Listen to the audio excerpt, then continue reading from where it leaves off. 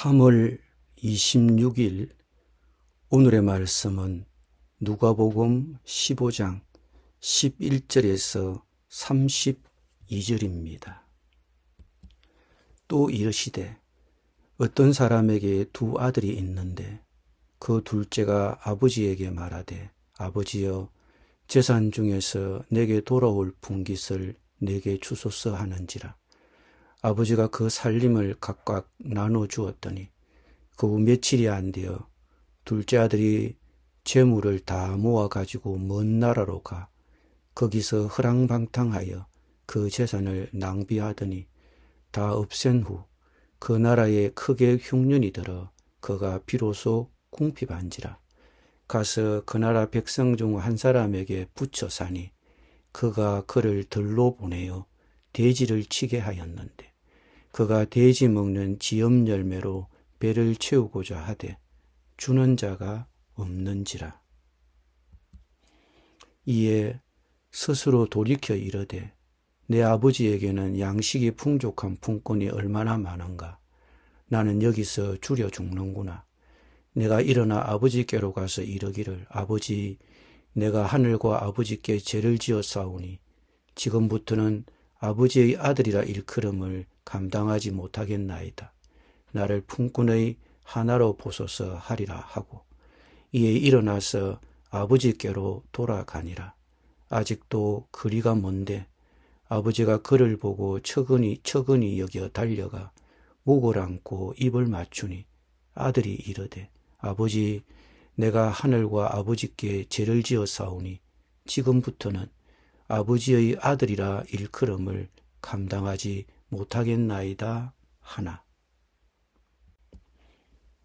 아버지는 종들에게 이르되 제일 좋은 옷을 내어다가 입히고 손에 가락지를 끼우고 발에 신을 신기라. 그리고 살찐 송아지를 끌어다가 잡으라. 우리가 먹고 즐기자.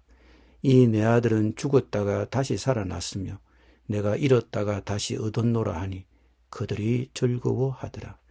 맏아들은 밭에 있다가 돌아와 집에 가까이 왔을 때에 풍악과 춤추는 소리를 듣고 한 종을 불러 이 무슨 일인가 물은데 대답하되 당신의 동생이 돌아왔음에 당신의 아버지가 건강한 그를 다시 맞아들이게 됨으로 인하여 살찐 송아지를 잡았나이다 하니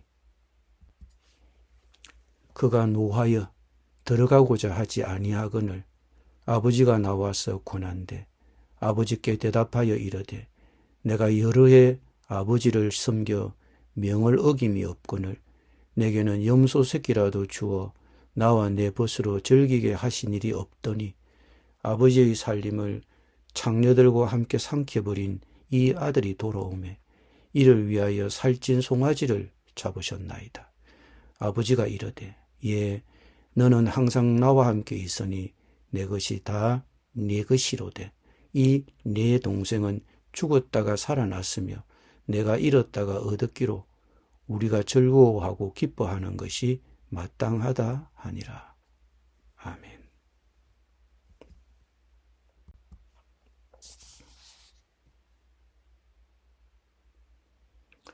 잃었다가 찾은 이야기 그 세 번째 비유는 잃은 아들의 비유입니다. 잃은 양도 아니고 잃은 은전도 아니고 이제는 집 나간 아들 이야기입니다. 양이든 은전이든 그냥 이것은 찾으면 다시 자기 것이 됩니다. 그런데 사람은 다릅니다. 보통 가출한 청소년들을 보면 부모가 찾아도 반응이 없습니다. 다시 돌아올 마음이 없습니다. 이것이 인격을 가진 사람들의 차이점입니다. 잃은 양이나 잃은 은전을 찾는 것보다 잃은 자식이 돌아오는 것이 어려운 이유가 여기에 있습니다. 예수님께서 비유를 말씀하셨습니다. 어떤 사람이 아들이 둘이 있는데 작은 아들이 아버지에게 말하기를 아버지 재산 가운데서 내게 돌아올 목을 내게 주십시오 하였다. 그래서 아버지는 살림을 두 아들에게 나누어 주었다. 그런데 보통 부모의 유산은 그 부모가 죽고 난 후에 분배하는 게 원칙입니다. 그런데 이 둘째 아들은 아직 부모가 살아있는데도 자기 몫을 달라고 하고 있습니다. 그런데 주고 나니까 마음이 떠났습니다. 자기 것을 챙기고 나니 둘째 아들이 집을 떠났습니다.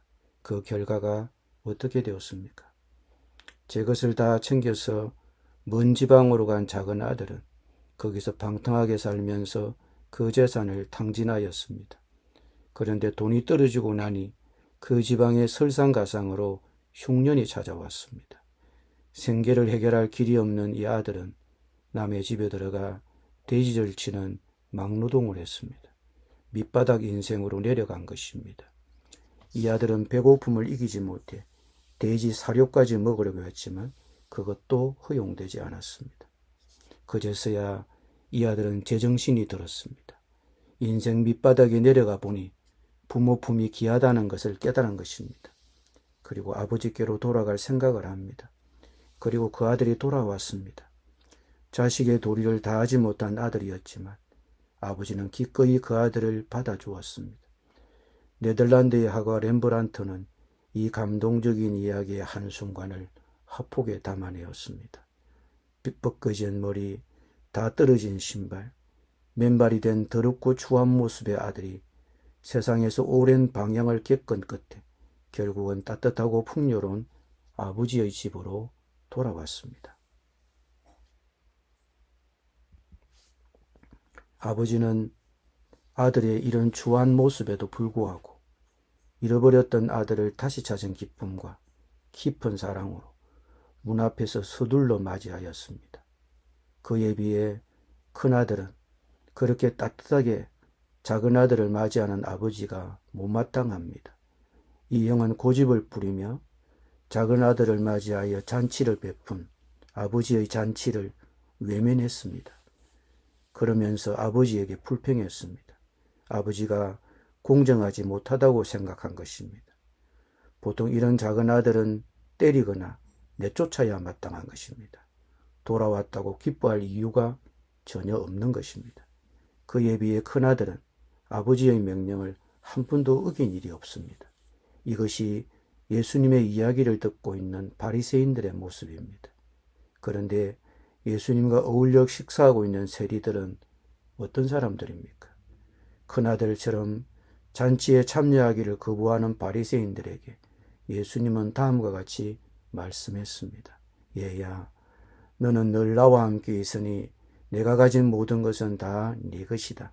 그런데 너의 이 아우는 죽었다가 살아났고 내가 잃었다가 되찾았으니 즐기며 기뻐하는 것이 마땅하다.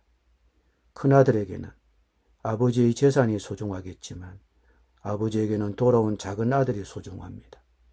돈으로 살 수 있는 것과 돈으로 살 수 없는 것이 있습니다. 누구든지 하나님 아버지 앞에서는 소중한 자식입니다. 하나님은 비록 집을 나간 아들이지만 그 아들을 잊지 않고 기다리시는 아버지와 같습니다.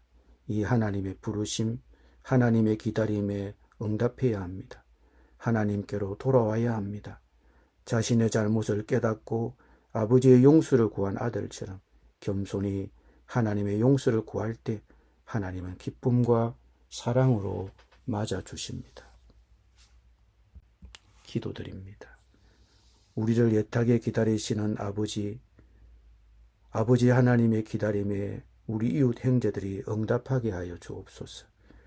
아버지께로 돌아온 아들처럼 자신의 잘못을 깨닫고 아버지의 용서를 구하게 하여 주옵소서.